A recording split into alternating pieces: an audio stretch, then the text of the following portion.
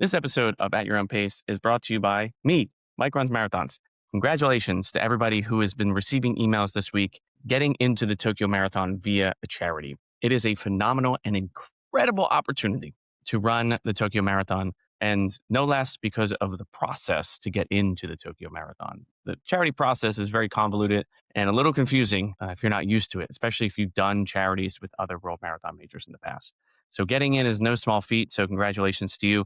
And if you are looking for a coach, not just for the Tokyo Marathon, but for any race that you might have in between now and then and beyond, if you're looking for someone that you can grow with, if you're looking for somebody that you can help chase your dreams with, chase your goals with, and get you not just across that finish line, but to finish strong and smart, I'm your person. I'm a three-time certified running coach, RCA, ISSA, and recently VDOT certified with Jack Daniels, and would love the opportunity to coach you in any way, shape, or form that I can. I meet you at your level. I provide you not just with your training plan itself for running, but I surround you with what I like to call wraparound services, where I provide you with strength training, warm-up, cool downs, drills, stability exercises, and weekly meetings so we can discuss your training program to see if there's anything that needs to be changed.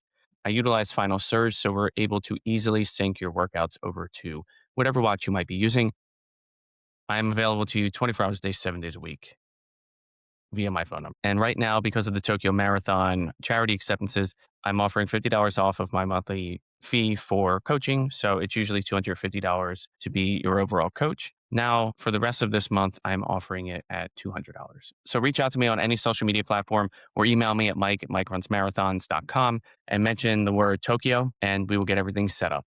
I want to be able to help you run your race at your own pace, and I can't think of any better way to support my fellow runner and to be able to offer this for those of you who have gotten into such an incredible marathon. You are in for a treat. This will be my third time running it, and I cannot wait to be able to provide you with the coaching that you need and the motivation that I know that you want to be the best runner that you can be. Thank you. Now, on with the show.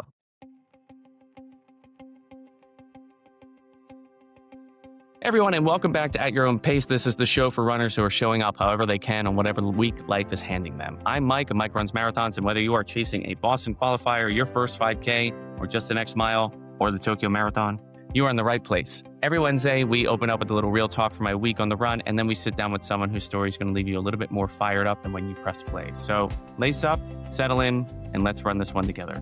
My guest this week is none other than Jon Levitt. If you do not know who Jon Levitt is, go check out the podcast For the Long Run. He has been managing this podcast for years. It is a phenomenal, incredible podcast. He interviews runners of every background, of every level, all the way from Olympians down to those runners that are relatively new, trail runners, ultra runners, road runners. He has his own running story, and I cannot wait to get into it. And really down to earth, chill guy. He loves running. He loves endurance sports. He loves what they stand for. He loves what you get out of them besides just the physical aspect of running, which is exactly what this podcast is all about. And I'm hoping that his story will be one that inspires you and helps you move forward on your own running journey, whether you're just starting out, whether you're thinking about getting started out, or you might be an experienced runner and you might need a little bit extra motivation right now.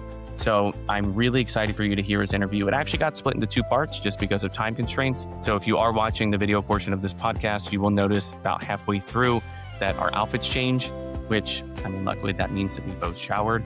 But it was a great conversation and very philosophical when it came to what running represents and what it helps us learn that we're capable of. But also going into the nitty gritty of being a podcast host and what it means to kind of try to build your platform from the ground up and what success looks like. And also how he's able to give back now to the podcast community for those people who host their own running or endurance sport podcasts, because he has seen firsthand just kind of a gap in terms of what that niche platform would really benefit from. So really happy to talk about not just the running aspect and his story behind running and what he's worked with, but pulling back the curtain on his podcast platform and just seeing about how the gears grind and how everything works. But before we get into today's guest, I want to start with where we always start, which is a check-in. So here's what's been on my mind this week. And it's going to get a little philosophical and potentially a little heavy because I've really been thinking about my daughter a lot over the past, a couple months. I've watched her grow. She's going to be 6 months next month. She's going to be 6 months old next week, which still blows my mind. I cannot believe the baby that she is now, the size that she is now, because it feels like just yesterday she was my little potato who was just over 5 pounds in the NICU for 5 days and could barely eat. So to see her thriving and just being the happy baby that she is, learning how to babble and learning how to roll over and learning how to crawl, and the smile that she gives me whenever she sees me, whenever I talk to her, is just something that I never expected. But I was thinking about this and I posted this on Threads, I think last night in my insomniatic kind of mood that I was in because it was like 4 o'clock in the morning. And I remember like in my 20s, I would talk to people about having a kid. And I mean, back then I was still unsure as to whether or not I wanted one because growing up without a dad, I didn't know I was capable of being one. And I said, well, why can't I just like have the kid and then have like the mentality of like a 3, 4, 5 year old where they already have like cognitive skills. They know how to talk, they know how to walk, they're potty trained. Like, I don't want to have to deal with all that stuff in the beginning. Like, I want them to be kind of ready for the world, and that's it. And I've been thinking about that a lot over the past week. And I look at where Lulu is now and the struggles, and like obviously it's not easy raising a baby, right? It's not easy raising a newborn, especially one that has that's born with issues, or they're in the hospital for an extended amount of time. They're underweight. You're being told by your doctor like all of the things you're doing wrong and what you need to continue to do to be able to make sure that your baby is set up for success. But I wouldn't trade these months for anything in the world. And it goes against exactly what I said 10, 15 years ago about wanting to not have to deal with this, because it is some of the most rewarding and challenging moments of my life. The amount of growth that I have seen from her, from just being kind of the baby who stares at lights and doesn't interact with the world, to somebody who lights up when somebody enters the room or when family looks at her, when I look at her, who is actually now starting to reach out for us when we want to pick her up, who has this piano toy that she will lie on the ground with and just like go to town on, kicking it like she's some sort of karate master, dancing and giggling and having fun and knowing what her favorite toys are and chewing on them and having just the time of her life and seeing the milestones that she's been hitting. It blows my mind that babies go from like not knowing a single thing in the world at all to picking up all these cues, digesting them without us knowing because they can't communicate with us, and somehow becoming humans, right? It just blows my mind. And you wake up one day and you feel like there's been some switch that turns on in their brain and they gain some sort of skill. It's like a video game character. It's like they level up.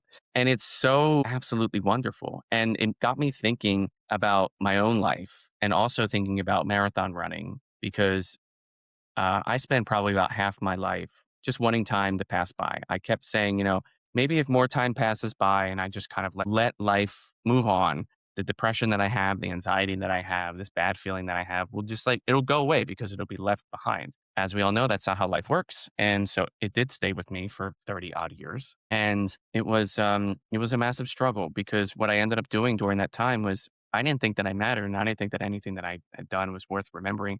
So I have years of my life that I don't remember in my 20s. And it's not because of like drinking or anything like that. It's just legitimately I dissociated to a point where I just can't recall anything in certain portions of my life. And there are areas of my life where I have no pictures, I have no videos. I don't have any pictures or videos from when I was in my undergrad program. In 6 to 2011, I deleted all of my pictures in mid 2010s because I just didn't think they mattered. I deleted my Facebook, all my pictures were on there, gone. So I had nothing to remind me of those days. And then there were moments in my 20s where, going through really bad relationships, going through really bad mental health issues, I just don't remember it. And it makes me upset now because I wish that I could have something to remember those times. But after 2018, when I made my attempt, there was a massive shift in my mindset where I realized all of the some days that I came up with,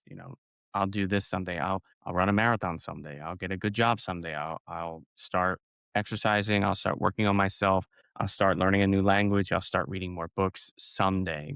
I realize that someday runs out, and that you'll keep saying someday, someday, someday, someday, and then the end of your life is here, and that's it. And all you have left with you is just a massive amount of regret. So it was eye opening in 2018 when I realized that. And I made a promise to myself that I would no longer be a bystander in my life. I would no longer let it pass me by. And instead, what I would do would be to really experience life and to really jump in full force, both legs, both arms, my whole body, to really make my life my own. And that kind of led me to running. It wasn't a plan. It ended up becoming something that helped me experience life. But like I made it a conscious effort to go out and do things for myself. Whether it was I lived in New York City at the time, so going to see Broadway shows, going to see concerts, orchestras, taking myself out to go do things so that I could see the world and I could experience what it was and really have lasting memories that would stick with me. Started taking more pictures, started taking more videos to the point now where I have hundreds of thousands of them and I'm afraid my phone's going to run out of space. And I keep getting told my iCloud storage is almost full, which is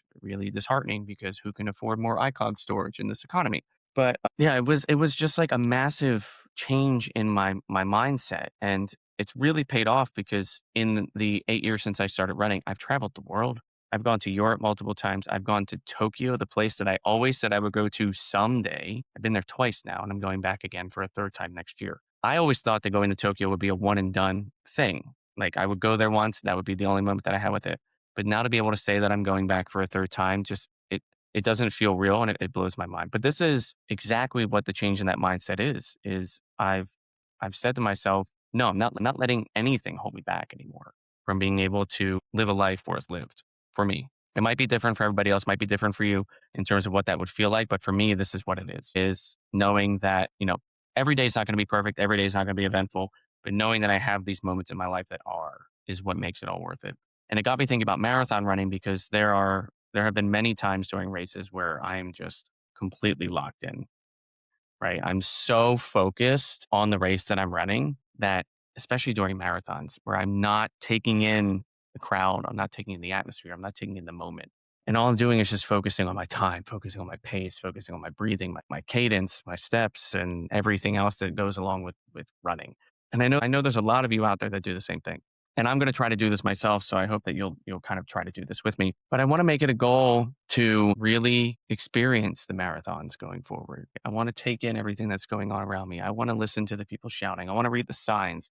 I want to give the high fives. I want to just acknowledge the fact that there's tens of thousands of people, one running with me, and then thousands of people watching who don't need to be there, but they want to be there and they want to support me and other people as well. It's like thinking about it and looking at Lulu and thinking about being a bystander in my life and letting it pass me by, it really got to me thinking about running because I feel like I take it too seriously sometimes during those races. And I need to remind myself, like, I'm not making the big bucks. I'm not a pro athlete. I'm not sponsored. I run for fun. I sign up for these races myself. I pay for these races myself. I pay for the travel. I have a credit card debt to prove it, but I do it because I love it. And why would I run these races and not take in what's going on around me if I say that I love it? It's almost like I'm just letting the race pass me by. So I want to try to do the opposite and really try to be more present in my races. I think that's so important for people that are not pros. When you're a pro, yeah, you got to focus on your pace. You got to focus on what your mileage looks like. You got to focus on, where am I at mile 8? Where am I at mile 16? How's my body feeling? Will I be able to finish this race with the time that I want? For us, normal, average, everyday runners, shout out to Run, Try, Bike in the Everyday Athlete Clubhouse. We get to do this, right? We don't have to. I think I forget that sometimes. And I don't know about you, but I mean, you might forget it sometimes too. So let's make a pact that we will try to be more present. We will try to be more engaged and active in those races when we do them because we only get one life. And I don't want to get to the end of it and say, yeah, I ran X number of marathons, but I don't really remember the crowds. I really remember my pace. I really remember how I felt like physically, but emotionally, I can't really recall. I don't want that anymore. And the same thing with Lulu. I want to remember all of this, all the grind, the struggles, but also the benefits, the successes, and the happiness that has been coming out of this. I cannot tell you, oh my God, I cannot tell you how much I have cried since Lulu was born. I see the growth that she makes. I think about how much I love her and the fact that it's such a new type of love that I've never felt before. The fact that I'm able to be a dad for her just really hits me hard because of never really having stable parents, not having one at all, but not being able to have stable parents made me scared to be one. Just watching her grow up is the biggest blessing of my life. The biggest blessing. Like, I don't think there's ever anything that would make me feel more fulfilled ever. She is my greatest success. She is my everything. And I cry just getting TikTok videos coming up that have quotes and captions about being a dad and being a parent and what it was like to watch your baby grow up and seeing them change from newborn to 6 months. I'm exhausted from crying. But yeah, be more present and less of a bystander. Let's try to make that a goal for the rest of the year. I hope you'll join me. But now that I've said all of that, I don't want to delay it anymore. I want to get you into the conversation. I want you to grab your water, find your stride, because Jon's story is so inspiring. And man, what a down to earth guy to talk to. And I'm so happy that you're able to hear his story. So without further ado, here's Jon Levitt. Today's guest has spent the last 7 years asking other people why they run. Jonathan Levitt is the host of For the Long Run, a podcast built around one simple question: what keeps you out there? He's interviewed Olympians, ultrarunners, course record holders, and back of the pack first timers, founders and pros, and everyone in between. People from Sarah Hall, Scott Jurek, Molly Seidel, Marion Jones, Zach Miller, Hans Troyer. The list goes on. On top of that, he hosts something called the Long Run Labs, where businesses can meet endurance. And he's a builder in his own right, helps brands actually show up in the running world in a way that feels true. He works with a number of sponsors, and he is one of the most connected, curious, and thoughtful people in this whole space. He's got 3 words really to live by in his Instagram bio, and I love them: pursue adventure, follow curiosity, and bet on yourself. And today, tables are flipping. The guy that usually spends his life asking the questions is going to answer them. So, Jon, welcome at your own pace. Mike, appreciate you having me on. What an intro. Thank My you, mom sir. would be proud. Thank you. I really appreciate it. How are you doing today? I'm tired. I was at Broken Arrow in Western States the last week out in Tahoe, trying to conceptualize how people run 100-mile races, and having a good time out there, kind of a meeting of the minds of the industry and runners alike. And just more fired up than ever before about where the sport is heading and the people that we get to build it with. Yes, absolutely. It's funny how I think back in the early 2020s, it used to be this huge, massive rise in marathons and people running around 26.2 miles. And now I feel like I'm seeing this huge push to go beyond that now. And so many people are like, well, I'm just going to jump into the ultras, 31 miles, 50 miles, 100 miles. We were talking about this before the show. I respect everybody who decides to do that because it's just a huge beast in its own right. Yeah, and as I was getting into running, I got into running in 2013 after the Boston Marathon bombing, and I quickly started working with pro trail runners in what I was doing for work at the time, and I just couldn't understand what they were doing. Like, I was like, I'm running 20 miles a week. How are you running 100 miles in a day? And I just didn't get it. And then people were talking about running 150 miles a week and, doing all these crazy things. And so I just started asking, I was like, trying to figure it out. And that's the genesis of my own podcast, understanding why people do it and what enables them to do the thing for the long run. That is amazing. And I ask myself that every single time I see somebody out there, especially during the ultra marathon, big races that come out. I'm like, how do you do this? Because it's absolutely wild. But I want to jump back to the beginning of your running journey, because you said you started 2013 after the Boston Marathon bombing. What got you inspired to do that? I know that the Boston Marathon bombing is a huge thing, a really horrific event that happened. But how did that shape you into wanting to start your own running journey? Yeah, so I was about to move into Boston at the time. I was living at home after college, and I was running like 7 miles a week across 3 runs. Not 7 miles per run times 3, 7 miles total across 3. And I was, for some reason, I was inspired to put on my shoes, which were Vibram 5 Fingers at the time. And I put that on. I put on my blue and yellow, which I see behind you. And I went and parked at the top of what I now know as Heartbreak Hill. And I ran into Boston, mostly on the course. I ran down Comm Ave instead of Beacon Street for much of it. I was like, they really put a hill like this far into a hill like this far into the marathon? And it was not the right route. But I rejoined the course in Kenmore Square and made it about a half mile from there before I was turned around by basically a SWAT team with big long guns and whatnot to say you can't be here, because there was a manhunt going on for the terrorists that did what they did. So I turned around, I ran back, and that was my first half marathon. It was my first stress fracture as well, unfortunately, because I was a ding dong and didn't do the ramp up. Anyone who's been running for a while and got into running from the book Born to Run knows Christopher McDougall. I did a podcast with him and I told him this story. I was like, Chris, I started running and did it in toe shoes because of you. He's like, you idiot. Like, you did it sober. You're supposed to ease into it, not go couch to half marathon, which then was back to couch. But from there, I was inspired. I ended up linking up with a group called November Project, and long story long, I became obsessed. I became obsessed with the people. I became obsessed with the community.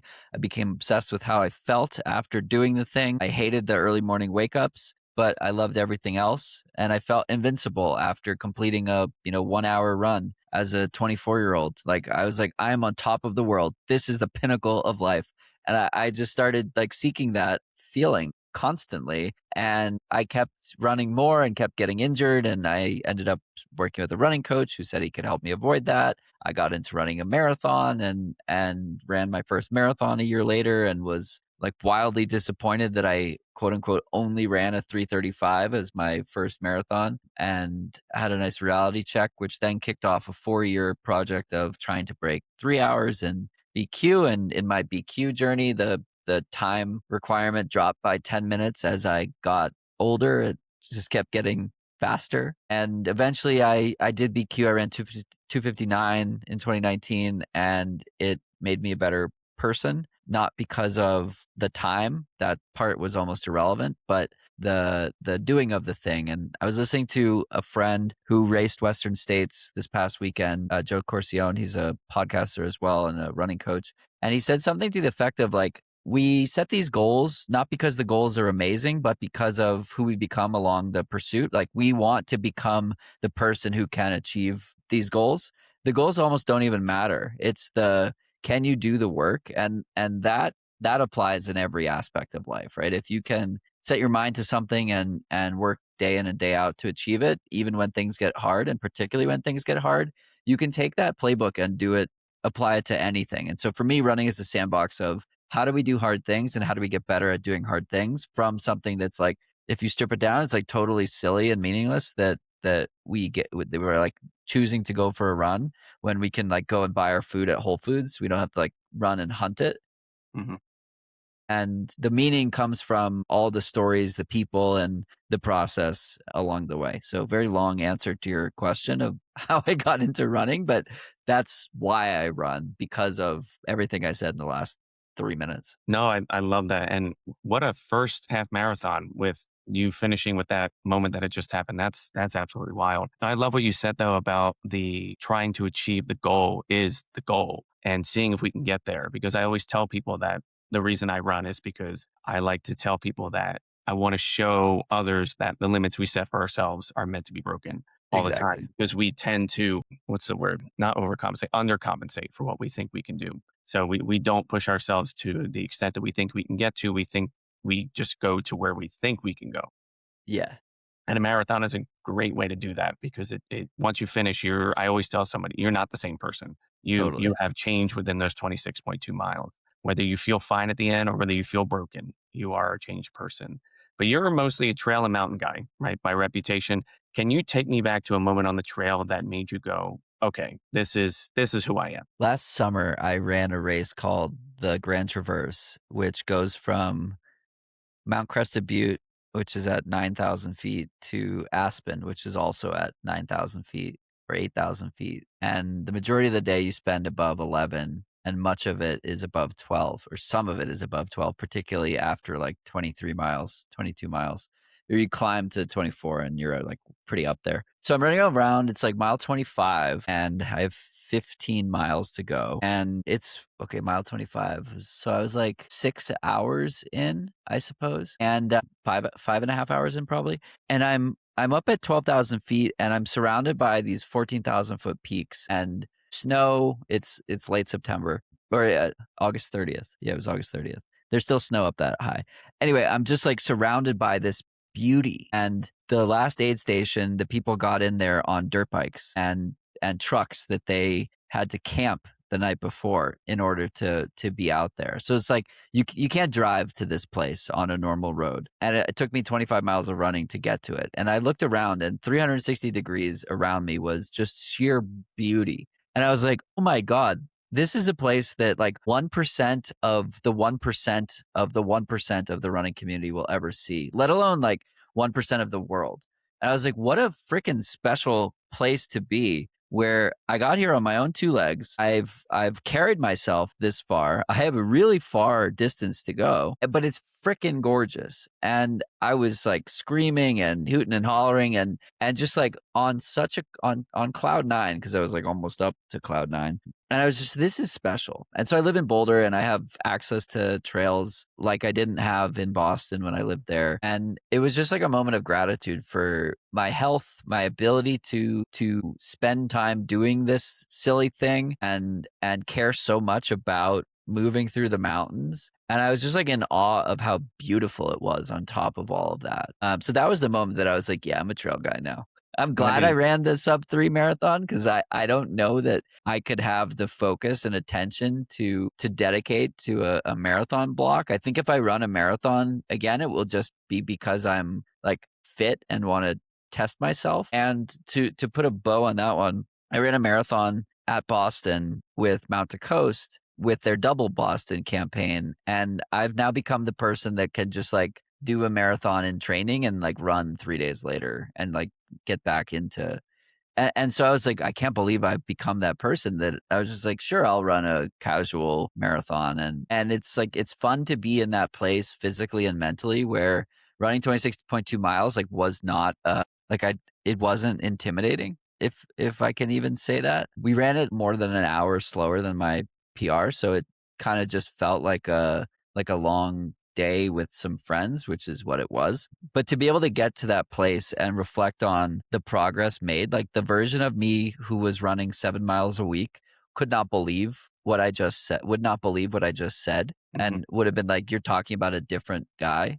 And he was really into going to bars and, drinking lots of beers and doing that kind of a thing. And I still like beers, but maybe not as many or as often. Certainly not as often. And I can't handle as many. And so it's just like looking back at that type of progress, like to be able to move 40 miles through high alpine mountains or help people achieve their goal of running 2 Boston marathons in one day and just be along for the ride for one of them. Like, it's really cool to just be able to do these things that are fun and be able to share them with other people. I completely agree with you 100% with that and everything you said. And I can't even imagine what it would be like to stand at 12,000 feet and looking around, just seeing nature. I lived in New York City for 17 years. So like I went anywhere, there were just giant buildings. And then living in South Jersey now, it's just farmland. So it's not Yeah. really, I don't really see much when I go on my long runs, but that's just such an incredible moment. And I've heard about the Double Boston. I've wondered if it still happens. It still happens, right? Yeah, 7 people did it this year, or at least 7 people did it through Mount to Coast this year. I think there were probably others that did it. Actually, there were more than 7, because there were people that were planning to do it that saw this group doing it and reached out to see if they could join. And so a guy that was thinking that he would leave the finish line by himself at 2 a.m. with no support ended up joining us at 3 a.m. with a car following us and 20 other people doing the first marathon. That is awesome. There were 20 of us that went at 3 a.m. this year. Wow, that is crazy. And I really like what you said about, the seeing the growth that you made over time, because you and I sound very similar in terms of the beginning of our journeys. I grew up not doing sports at all. I hated sports and then got into running because of some health issues and was running, I think maybe 10 miles, 15 miles a week. And that was it. And then over time, I became that person where I would tell people, oh, I just have an 8-mile run today or a 10-mile run. And it would sound like nothing. And they'd be like, what are you talking about? I've never run more than like 1 mile in my life. And it just sounds impossible to other people, but it sounded impossible to me when I first started.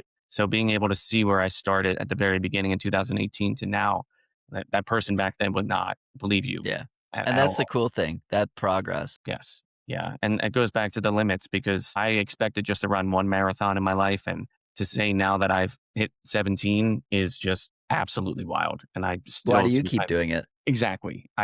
Sometimes I don't even know why, but I think it's just because I learn something new after every single marathon. It doesn't matter how many times I run a race or where it is. It's just, I learned something new about myself that I didn't know before. Now, you've been interviewing people for about 7 years now, right? How has that changed your relationship with running? And are you running for different reasons now that you started this whole process? I joke that I train to be able to keep up with the front of the pack on their easy runs. I was spending a lot of time with pro athletes in my prior role, and so we were sponsoring them or whatnot. And so one of the ways that we would connect is to go for easy runs. So I joked I have to be, Boulder average, which is like fast enough to go with fast people on their slow days. And to put that in perspective, like I would run like an 8-mile run with someone who was finishing his like 24th mile of the day, and it was as easy and it was my tempo, or like something to that effect. Why do I do it? Has it changed? Yeah, it's definitely changed. Early on, it was very much vanity focused. I was obsessed with breaking 3 hours in the marathon, and everything else besides that was a failure, which I did 4 or 5 times in the lead up. And it was a failure not because I missed the time, but because I wasn't learning. I was cocky and young and thinking I deserved it because I was young and athletic. I thought I would just like bang out a 250. But as Peter Bromka has said many times, the marathon doesn't owe you anything. Hmm. And just because you want something doesn't mean you'll get it. And so I eventually learned that lesson. And now, why do I do it? Many of my friends do it. I like hanging out with my friends. I was on a 2.5-hour trail run with a friend in Truckee, California this past week, and talking life stuff. And I've had some of the most meaningful conversations with friends while staring at their calves, or I'm in front of them. It's just like being on trail instead of looking at them. And I think that it's kind of like dashboard vision. Like you can have really deep conversations with people sometimes when you're not looking at them. Hmm. And so I've had a few of those. Like I was on a run with a friend a few weeks ago out in Boulder, and we stopped running and we were just talking, and these 2 women came up on us, and we were just like, you didn't hear any of this. Just 2 dudes in the woods, 3 miles in on trail, talking like this is what we needed to do to talk about our feelings. And they thought it was hilarious. But it was like, that's what we were doing. Hmm. And so like, yeah, whether it was the 2.5 hours I spent with Tony on earlier this or last week, I live for those real conversations, and I love those real conversations. And being out on trail, in the middle of nowhere really helps make that kind of stuff possible. I suppose I can sit on my couch and call someone and have a conversation too, but it's not as fun. Yeah. No, I bet absolutely not. I mean, me and my best friend 2 years ago, he's in the military, so he's been in active duty. We used to go out in the trails in Pennsylvania for hours, and it was fantastic. I mean, it was like 100 degrees, but it was fantastic, minus when we would run out of water. And that's all we would do. We'd just shoot the shit, and we would have fun, and we'd talk about things. And we had some really deep conversations in the middle of the Appalachian Mountains. So like, Yeah, cool. I agree with you 100% on that. But I'm going back to the beginning, right? The origin. You talked about you talking to your friend. Was it Zach Miller? You were talking to him about how do you run 150 miles a week, and then you guys just started talking. Take me to that moment, because that's when everything kind of clicked, right? And you decided that you wanted to do this. How did that happen? Yeah, so Zach I believe he was sponsored by North Face at the time and still is. And I had been running the North Face Endurance Challenge races, and I watched him and Hayden Hawks finish the 50-mile race in 2016. And I was running a marathon relay, so I was running 10K, and I was finishing my race, and they were finishing their 49th, 50th mile. And I turn around, there's this like steam engine running at me, and you can go and Google that and find it on YouTube, or watch Zach finishing the Western States 100 this year, and you'll see what I mean. This locomotive charging down the track, just making all these noises and grunting, and I was like, how the hell do you and he blew my doors off. And mind you, I was running a 10K on that day, and he was running 44 more miles than me, and just lit me up in that moment. And so I became obsessed with like, how do you do that? And so 2 years later, I ran a trail with him, and we got dinner afterwards. And yeah, it was kind of just like, because I want to see what I'm made of. I want to see how I can suffer. I want to see what happens when things are hard. And again, it's that pursuit of, who am I when things get hard? Do I back down, or do I embrace it? That's kind of what his answer was. And that led to me asking, I'm coming up on 500 podcasts, about 435 with For the Long Run, and 55 with or 60 with Long Run Labs. So I've kind of synthesized 400 plus people answering that question of why do we do hard things? And the answer is pretty simple. It's so that we can do hard things. And people like the version of themselves when they can do hard things, whether that's a tough conversation with your partner, whether that's a challenging colleague at work, whether that's a workout or whatever. Like, again, running is this sandbox that allows you to practice. And the best way to use it is to use it for more than just running. I love that. That connects with me so much in terms of what you just said, because I feel you said that perfectly. Like, it's so simple, and I've been trying to figure out different ways of being able to say it, but it's the, the keep it simple stupid thing. That is the best way to say it to somebody, and I'm going to I've say said it that. many times, so it's been a pencil that has been sharpened over over many years. I'm gonna start saying that to people because it makes so much sense, and I feel like people, especially those who are not runners, they're going to be like, okay, that makes sense now. But when you started your podcast, right, all those years ago, 500 episodes in, what did you think the podcast was going to be when it launched? And based off of what it's actually become, did you expect that? Did I expect to pay my bills with asking questions? No, I definitely didn't. I didn't expect to be doing it for this long. I was doing it for me. I was curious. I didn't do it for any other reason other than curiosity. And so I talked to all these athletes, and some of the best athletes in the world will talk about approaching races and approaching training with curiosity. And so I've kind of put two and two together, and I've connected these dots of people who talk about curiosity and people who talk about exploring limits and boundaries versus the version of me who was obsessed with 259. Those are categorically different people who are able to achieve categorically different things. The version of me that ran that wanted to run that race beginning in 2014 could not do what I'm doing now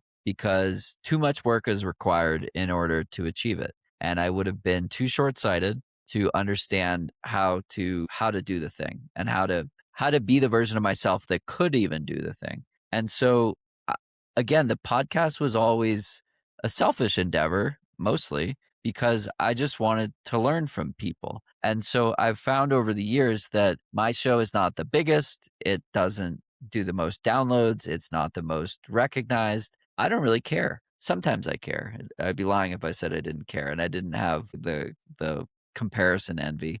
But ultimately, I'm most interested in learning from these people. It's why I started a second podcast on the business of the outdoor industry because like I want to pick somebody's brain for an hour and I want to learn from them and show people how I think, kind of an approach. And kind of talk through all this stuff on air. And I've done that. And so again, like not if I wanted to make the biggest running podcast, I would have done it differently. I wouldn't have I would have a lot different objectives when I go to a race like Western States. I would be way more focused on clickbaity gotchas and time sensitive information. And I just don't care. Like there are other people that will get that stuff faster, or maybe they don't get it faster. And I know all the information that would get me the clickbaity headlines, but like I don't want to do that kind of stuff. So I don't. And so a friend said to me a few months ago, like, it's clear that you make all this content for yourself in a good way. And I always want to stay true to that because that's why so my point in saying my show's not the biggest, it's not, the most reputable is not the right word. It's not the most recognized. Hopefully it's reputable. It's not the most recognized. That's not what I'm going for. I want to create a deep connection with people listening, and I want them to be the best versions of themselves because I've extracted something from somebody else who I think is an exceptional human, and the fact that they're winning races isn't what makes them interesting. It's the way that they go about it, or the fact that they're at the back of the pack and still pushing. And there's a lot to be learned from those types of people as well. And I think sometimes their mental toughness and tenacity is stronger than those at the front of the pack who might be more talented but less gritty maybe. So yeah, that's why I do it. I feel like that's one of the reasons I started this podcast, because I initially created it because I wanted to give people a voice to share their stories who don't necessarily have the biggest followings. Because I know that there are so many people out there that I've spoken to who are just everyday runners. They're not pros. They aren't sponsored or anything, but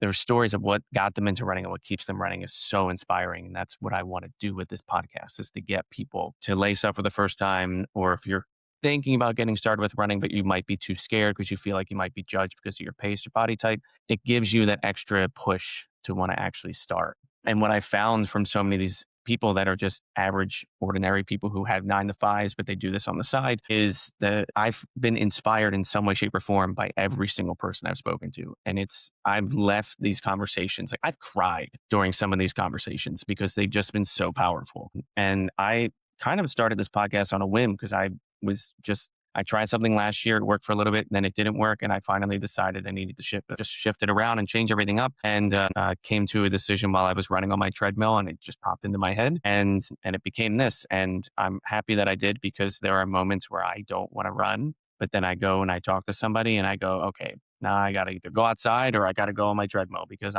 these people have been through so much and they're still doing what they want to do, and I need to keep doing what I'm doing because they have inspired me to keep going. It sounds like from the people that you've spoken to, whether it's pros or there's people that have won races or been sponsored, the single thread that keeps them, that like runs through all these episodes, is curiosity, right? Is there anything else that you've seen that is like something that blatantly stands out as something that connects across all the episodes? Yeah, the only secret is there is no secret, and you just have to do the thing, and effort compounds, and you don't have to be 100% all the time. You have to be 80% all the time, and 80% all the time means taking a rest day when you don't plan to. But sometimes it means adding 2 extra miles because you feel good, and it means giving yourself grace to adapt versus, if you, particularly for those of us who aren't professionals, like if you hit every training run, you're either not trying hard enough or you're trying too hard. I don't think that nailing your prescribed training plan to a T is I don't think that's the benchmark of being a good runner or a successful runner. I think it's letting it meld into your life overall, and doing the thing in a way that's sustainable for the long run. Pun absolutely intended. But yeah, it's like I use the analogy of building a house, right? Or a wall. If you miss 50% of the bricks in the wall, your house will crumble. If you miss a brick here and a brick there, like maybe, the building inspector won't love it, but the house will not fall down. And I think of training in the same way, that you just need to hit most of those bricks and stack brick after brick. And after you do that for a long time, really interesting things can, like, all those bricks turn into something pretty interesting, or you become overtrained and injured, and you have to, take some bricks off. There are many times where I go into a training run that is something speed related, whether it's intervals, pyramids, or whatnot. And I will write on Strava afterwards, if I do hit everything, I'll be like, I was terrified going into this run because I didn't know if I was going to do it. And I surprised myself when I did. Yeah. That's when I know. I'm like, okay, cool. So my training plan is like not too hard, not too easy, because I am terrified going into this run, or I'm Yeah. very much not looking forward to it. But so with the Olympians and the ultrarunners that you've interviewed, for first timers, is there a secret like that the best runners in the world know about why they do this? Besides, you talked about pushing your limits and wanting to show and to find out what they are, that the rest of us could learn from. Yeah, it is really that curiosity piece of how good can I be? And it's really as simple as that. I started asking that question in 2020, and I kept getting answers from Olympians. I would ask, fast forward 5-10 years, what are you really proud of? And I expected them to say medals or PRs or winning races or whatever, and something really tangible. And they answered in subjective responses only. And I was like, there's something to that. And I just kept asking the question because I was like, oh, is this an outlier or not? And so they talked about being proud and feeling like they gave it their best and contributing to a team and these types of things. And these are people who are being paid to win races and paid to represent brands and compete. And so they found that when they released the pressure around their goal, and put something on a goal, and focus on a goal that they can control, which is their work ethic, their effort, the contributions in a team environment, the tangible results follow, or they don't, but more likely they do if you're doing the things to enable that to happen. And so that's a piece that I think the amateur side of the sport misses quite a lot. And that's the drum I continue to bang on, which is like, if you loosen up on if let's say you get into marathons, you really want to break 4 hours in the marathon. If you obsess about breaking 4 hours in the marathon, you either won't break 4 hours in the marathon or you'll be left with like, what the hell do I do now once you break 4 hours in the marathon? And so the obsession should be around, and I'm not trying to tell people how to be obsessed with the sport, but the focus should be around, or a better way to achieve the time goal. That's a better way to put it.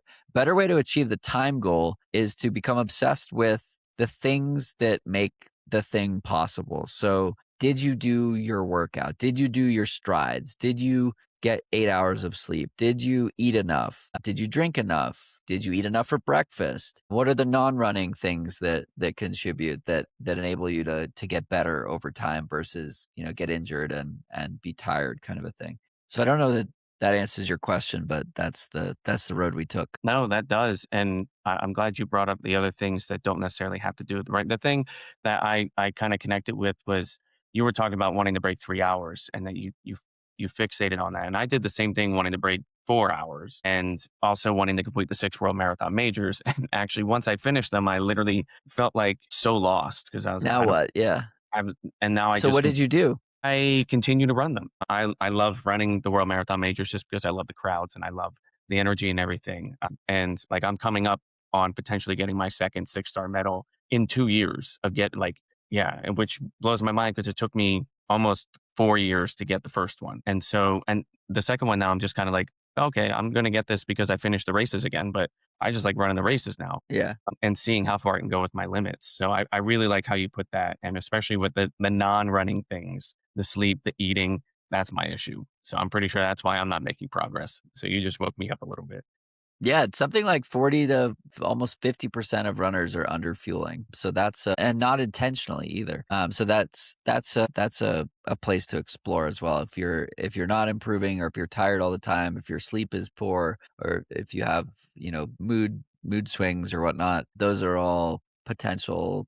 I've done a handful of podcasts with dietitians and experts who can speak to that side of things much more elegantly. Shout out to Stevie Smith, who I recorded with a couple of weeks ago. Like those types of people can have a much better conversation than me just saying you should eat more to achieve better results. I always tell everybody that when I first started running my first marathons, I think it was probably like the first maybe 7 of them or something. I never ate breakfast before the race Wow. because I was afraid of shitting my pants, as they say, mile 20. And so at like mile 18, I would get the most debilitating stomach pain of my life. And it would not go away until essentially I would go to sleep that night. Finally, my wife was smart enough to be like, okay, we need to figure this out. So she just decided, I read this thing, let me make you protein Kodiak pan or waffles. And so she made them for me in 2023 before the Philly Marathon. And I have not had any stomach issues since, which is phenomenal. So shout out to my wife, Emily, for that. But when I tell people that who are like more experienced or have done it for a while, they're like, you idiot. And I'm like, Yeah. I'm sorry. I just didn't want to Yeah, put you my don't know what you don't know. exactly. But on the flip side of that, right? So is there something that someone from the back of the pack runner has said that has stuck with you more than something that an Olympian may have said? That's a great question.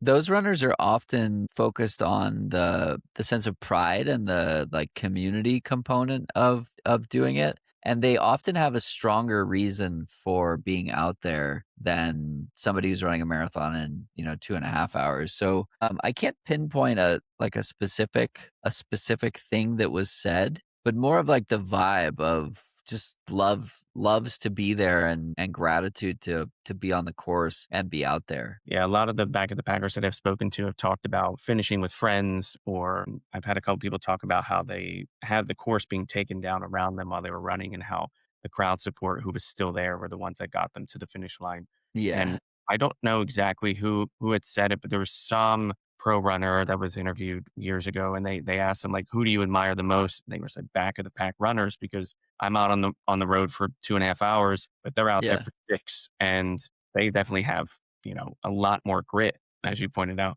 than I might have because I don't know if I could be out there for 6 hours. I would probably give up. My slowest marathon was almost 5 hours. That's because I got bored, and it was a really sluggish, and that made me really rethink why I was running marathons. So those people that are out there and the stories that I've heard are just incredible and so inspiring for why they do it.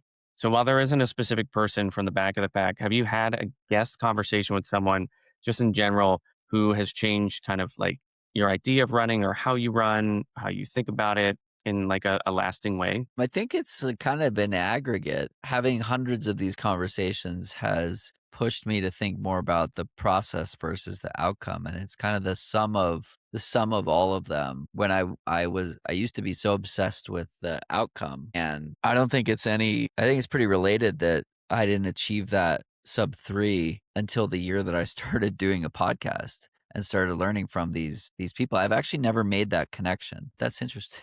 I love that. Yeah, it was like 5 months into doing a podcast before I ran that 259.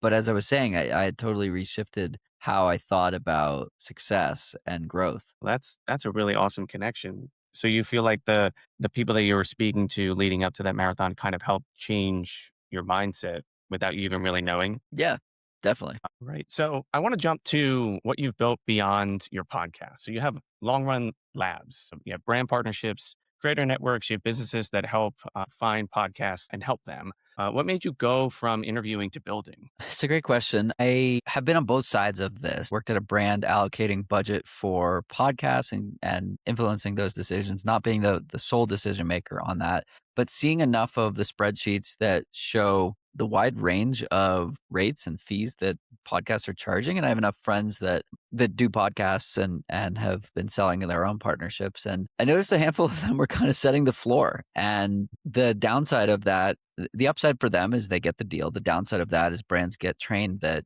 a $20 CPM is reasonable. And in a niche audience, it's undervaluing. So not to go too far into the weeds, I felt like I could build up these shows and help them professionalize a piece that they either didn't like doing, didn't know how to do, or didn't want to do. And I also felt that by aggregating lots and lots of small shows, I could drive more impact for the brands and bring more money into running. And so I don't want to quabble over, limited budgets that exist in running brands. I'd rather go find something that's much larger outside of running, like a car dealership or solar or these other things that runners are interested in.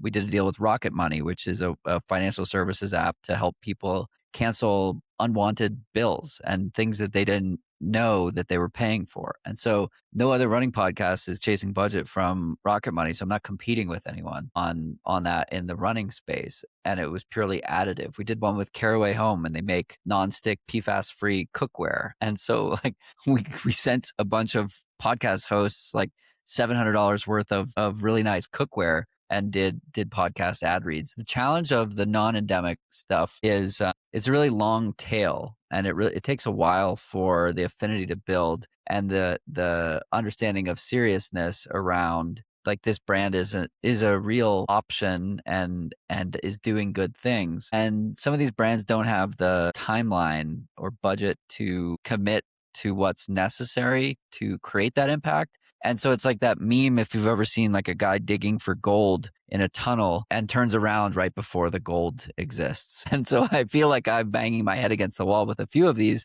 yet with a few of them, we've like really, really found that it hits. So the other benefit for these brands in running or out of running is that it consolidates the effort for them by working. Like I'm working with a brand right now. We're going to do my largest monthly media buy, and he's going to get like 5 or 6 podcasts and 2 newsletters. And so it's going to be like 400,000 email subscribers and 500,000 audio impressions in a month. And he can't go out.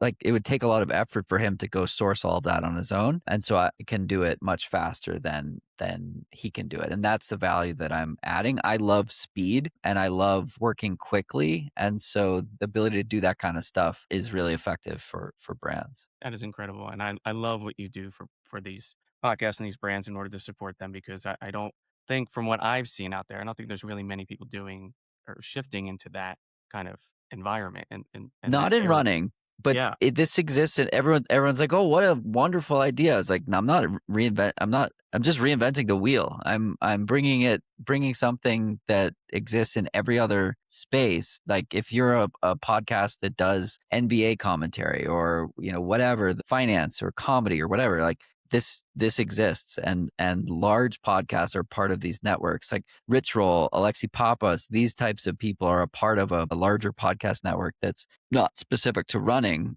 but they're working with effectively an agent, a group called RXR out of New York. But it's because those people are personalities and celebrities. And their podcasts are 10 to 50 times larger than the shows in this network. And so those agents can go pitch brands and do deals with Rivian or whoever. And like one ritual podcast is the equivalent of like 5 to 10 of these small shows. And so I'm taking the 5 to 10 small shows and creating one ritual podcast audience size and taking that to bigger brands and saying, do you want to grow in the space of an audience that is on average millennial, skews female, high household income, and interested in health and wellness, which is like the ideal buying persona of anything in this country? On average, somebody's listening and they're like, that's not me. I'm like, but on average, that's who's listening to running podcasts. Mm. And the brands are trying to reach these people.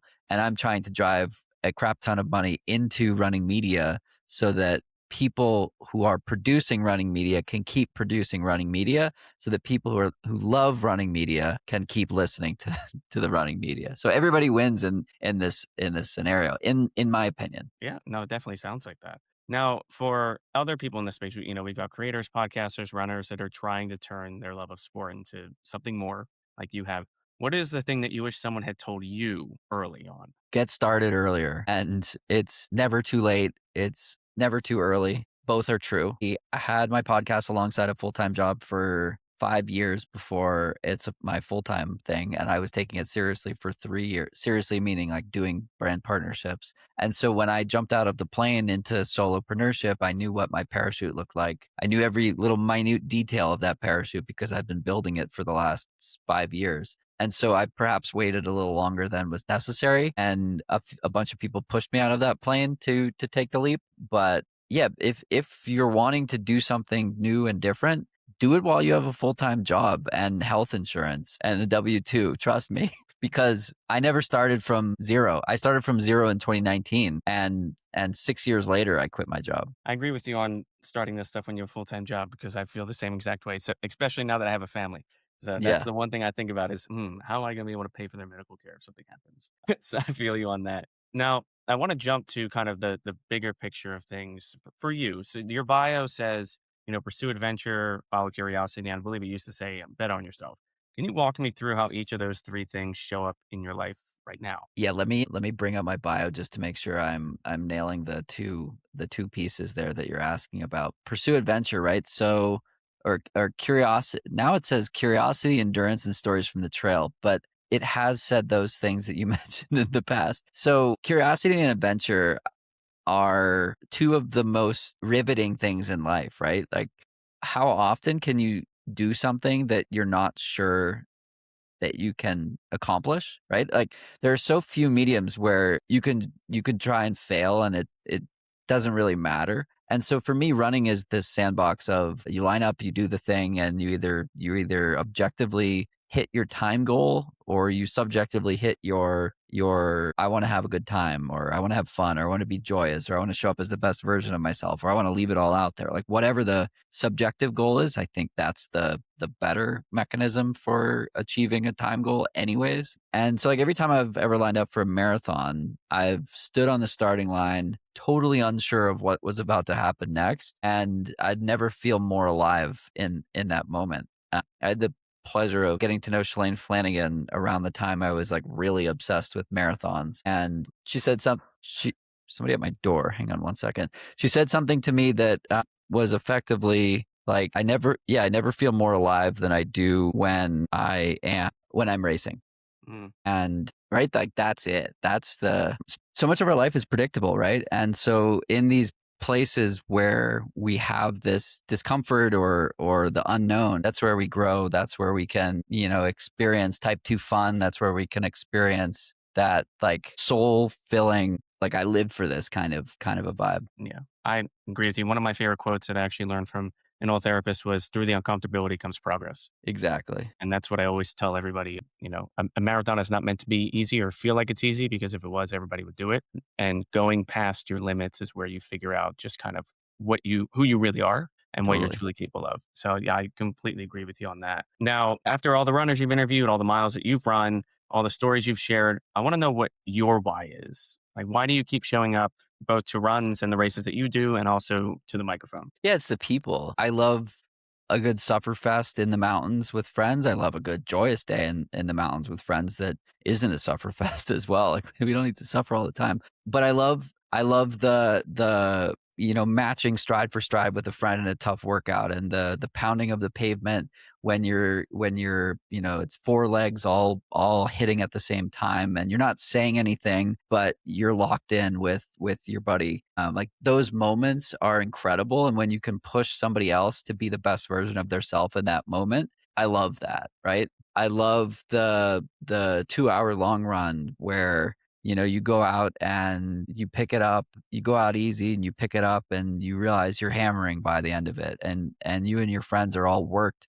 Nobody ever said we're picking it up, but everybody just knows that like that's happening. Here in Boulder, a lot of the long runs end on like a slight downhill depending on where you park. And so like trail runs for sure, and because you're coming off the foothills, and road runs, if you park at everybody's favorite parking lot, Tom Watson, you're pretty much guaranteed to have like 2 miles of downhill ish to close, or as many as 8 miles of downhill to close. So like that feeling of freedom and weightlessness, not weightlessness, but like flow that we get. And then yeah, the people, like going to Tahoe and seeing some of my best friends from San Francisco, or going to TRE and seeing some of my friends in the industry and talking about what we're all doing, and just like everyone is seeking to be the best version of themselves at work, with relationships, with running. And I just think it draws in like the best people in the world. I don't need to convince anyone listening to this, like you're all the best people because you do the thing. And people who do something uncomfortable by choice, like there's something unifying in that. And if you're running a 7-hour marathon or a 3-hour marathon or a 2-hour marathon, like there's something interesting about you and about why you choose to do the thing. And so my show is all about finding that and exploring that. Like I spoke with a guy named Daniel Burke on an episode that'll be released on July 31st. And Daniel got into running like 2.5 years ago, and his first 5K was 50 minutes and he got down to a 30-minute 5K. And he kept kind of like deferring his ability or speaking down about his ability and saying, "Oh, I'm slow. I'm running 11s and 12s." I was like, "Why?" I stopped him. I was like, "Why do you keep downplaying your accomplishments? Like you went from a 50-minute 5K to a 30-minute 5K. Mhm. You took almost 50% off. You almost cut your time in half." And so we had like a really interesting conversation about the comparison trap and all these things. And like, I just think anyone who's out there doing the thing is super interesting and has their own really interesting reasons for why they're doing it, and then how that makes them a better person in every other aspect of their lives. And I love platforming that and talking to the guy who can run a 13-minute 5K, but also to the guy who can take 20 minutes off of his 5K and still have many minutes left to chop off of that time. Yes, yes. It's so fantastic to speak to people of all backgrounds and experience levels because every story is different, but I always find some sort of connection between all of them, Totally. regardless of how long they've been running. They could have started running last year. They could have been running since high school. And you always find something that there's some sort of thread that connects Yeah. everybody. And that's what I love about, this show and what I love about listening to other people's shows as well. And it's also great when you hear part of your own story in an Totally. episode as well. So this next section that I have is what I call the hot seat. These are just some quick rapid fire questions that I ask everybody just to help everyone learn a little bit more about you. So the first one I have is trail or road. That's what I thought. What is your favorite running shoe brand right now? What is my favorite running shoe brand? I want to say Mountain Coast. I absolutely love their H1. I do a lot of running from my front door to a dirt path. And so the H1 is like a really great option for something like that. I'm also loving Solomon. I'm also loving Kip Run. I just got into some normal shoes, which is Killian's brand, and those are really comfortable. I ran in Puma today, so I am putting my feet into all sorts of different brands. Love that. Yeah, I've been talking to Mountain Coast. They're supposed to send me a couple of shoes. I have to reach out to them. I know that was right after, was it Cocodona that they won with their shoes, right? Was that Yeah. it? Yeah. No, Nordo was the big winner for Yeah. Cocodona. Yeah. So that was when they were kind of out of shoes. So are you an early alarm or a late runner? Early. Do you prefer your long runs solo or with others? With others. I actually put all my running data and blood data into Claude and had it analyze. And I run faster at a lower perceived effort with friends in a substantially meaningfully easier pace and effort. And so it normalized against road runs between sea level and altitude and looked at heart rate and like what I write in my training log. And so my like perception of fun is higher. I could have told you that, but there are particular people that I run with that my average pace is faster. So overall, my average pace is faster when I run with people. And then there are certain people on top of that. They're like 15 seconds a mile faster with the same RPE. That is so cool. I'm going to have to do that myself and see what it says about me. Strava now has the MCP with Claude, so you don't have to do the full export like I did. Yeah, I'm excited to do that. I know that Strava just keeps adding new and more features, which is fantastic. Yeah. Yep. So I was going to ask you your favorite post marathon meal was, but I'll ask you what your favorite post ultra meal is. My favorite meal that I've ever eaten after an ultra was 2 meals combined. I did a 55K in Crested Butte, and within 2 hours, I had eaten a huge burrito and an entire pizza, and that was my favorite meal. That's incredible. I love that. Was there anything on the pizza? Yeah, it was loaded. And it was like a burrito that was like a you could stand it up. It was the size of a water bottle. It wasn't like a pansy, 6-inch burrito. I mean, you earned it after running 55K. So I mean, yeah, I was hungry. Nothing wrong with that. I was out running for 6 hours at high altitude, and so and I had friends that were at both of those meals, and they were like, "You're still going?" I love that.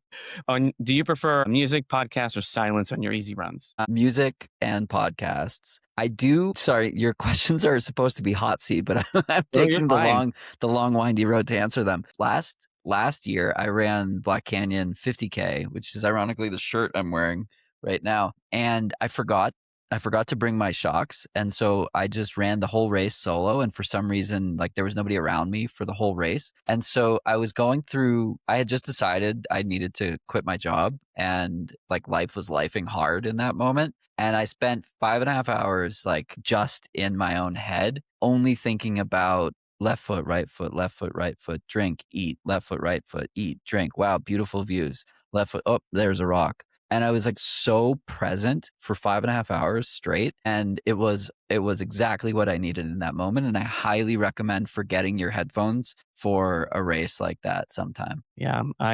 Sometimes I feel like I'm afraid to leave my headphones at home because I don't want to sometimes hear what's in this here. What is one piece of running gear that you can't live without and you cannot say your shoes? One piece of running gear that I can't live without. Yeah, the Shocks headphones because of the reasons that you just described. Do you have a dream race? Western States. If you could 100. If you could run Western States with anyone, who would it be? Man. Okay, I told Sally McRae in 2018 that I would run the race one day, standing at the start line with her. I feel like she would be a really fun person to run it with. Rachel and Trenken would be another one that would just like I did a 7-hour run with her last summer, and like the whole thing was like totally joyous. She's the one that just won Cocodona for the 3rd time in a row and beat everyone else in the race, including all the men. And so I feel like it would just be like a fun adventure. Yeah, so I would pick one of the two of them just because of how joyous they are and how they would force me to be joyous even when things really suck. So I guess I'll just have to have them crew me and pace me. I love that. Now, these next two questions are things that I ask everybody because I collect information from them. It's called, the first one's called the Motivation Library. So if you can pick one quote, mantra, or line that gets you through the tough miles, what would it be? Motivation follows action. Sometimes you don't have motivation when you open the door and take the first steps, but usually the motivation comes from taking the action, or just take a gel and you'll find motivation. Yes. Which is an action. Yes. Or a salt stick. You never know. Yeah. Depending on what you need. Now, I want you to picture yourself running Western States, right? You're at the finish line. You can see the finish line. What song would be blasting through your headphones as you were crossing that finish line? Well, that's a good question. It's got to be country music, and it's like a banger from Kenny Chesney or something. But yeah, he does have a couple bangers. I like his music actually. Yeah. Now, the last two questions I have are just questions that I ask about the essence of this podcast. They're a little bit ambiguous, so your answer can be whatever you want. But the first question is, what has running given you that you didn't expect when you first started? A couple of girlfriends over the year, like 3, 3. Wow. not all at once. Well, that's a good answer. Yeah. I bet And you then never heard that one. No, I have not. That's the first time I've heard that. And my last question is, why do you run? Because I can, and because it's awesome, because it takes me awesome places with awesome people. It makes me the best version of myself. I was listening to Joe Corcione on his podcast right before he ran Western States last weekend. And he was saying something to the effect of like, we chase these big goals, not because of the goal, but because of the person, because we want to be the person who can achieve the goal. So we want to be the person who's able to put in the work to do hard things. And so when you frame it like that, the like success or failure on race day isn't determined by the time on the clock. It's determined by the effort that you give and what you get out of it. And so it's a really useful reframe around time versus more of a subjective, like I became better at doing hard things. And that applies to every aspect of life. Yes. God, that's such a good quote. And I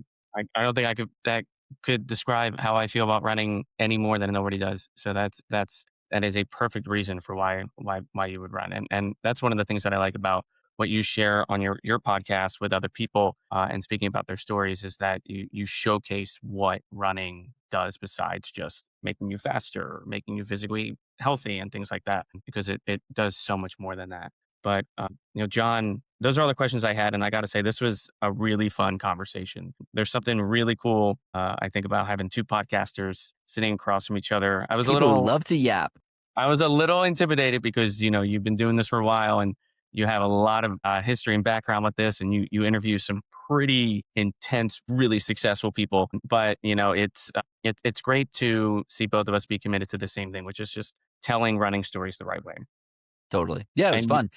And you've built something really special. You have For the Long Run, that podcast is one of the best out there, and the running world is better because of you doing this. And obviously you have Long Run Labs, which is fantastic as well. So, and everything you're building is top notch and really helping the running community. But for everyone listening, go find Jon at JW Levitt on Instagram and Threads. Subscribe to For the Long Run on whatever podcast platform you listen to. Check out Long Run Labs. And if you are a brand new creator looking to do this the right way, he is the one person that you would want to communicate with and the one person you would want to know. Jon, I want to thank you for, as you put in your profile, your curiosity, your generosity, and for spending so many years telling people stories. It was an honor to tell yours today. Mike, I appreciate it. Your questions were awesome and different, which is a challenge in today's everybody has a podcast climate. So I appreciate your creativity and thoughtfulness on the other side of the mic. Thank you, sir. I appreciate it. I cannot thank Jon enough for his story, not just with what got him started with running, but also how it led to creating such an amazing podcast For the Long Run and how he supports other podcast hosts today, whether it's crewing or going to these races to support his friends, other runners that he follows to help them cross the finish line. It's really inspiring. And I think that's something that we can all learn from and something that I think we all should probably do at some point. If you go run a race and you don't get the time to spectate it at the same time, you're missing out. Definitely take a moment after whatever race you run to head back to the crowd and watch some of the runners pass you, because I guarantee you that will renew your faith in humanity and it will inspire you for your next race, because watching other people fulfill their dreams and chase the goals that they never thought were possible is incredible. But that's a wrap for this episode of At Your Own Pace. If there's one thing that I hope you take with you today, it's this. There's no such thing as too slow, too late, or too far behind. There's no such thing as too slow, too late, or too far behind. This sport belongs to you exactly as you are, wherever you're starting from, at whatever pace you're running. Every mile counts, and so do you. If this episode moved you, it made you think, or it made you want to lace up, just do me a favor. Share this with someone who needs to hear it. Share it on Instagram. Share it on whatever social media platform you might use. Give the show a follow. Give it a review. And come find me, Mike Runs Marathons, over on Instagram, TikTok, Threads, YouTube, Facebook. I would love to hear your story. I'm always looking for runners of all backgrounds, experience levels, paces, to share whatever inspired you to get started with running. Feel free to reach out to me on social media or send me an email at mike@mikerunsmarathons.com. But until next time, I want you to take care of yourself, be kind to the person running next to you, and keep showing up at your own pace. I'll see you on the road. Bye.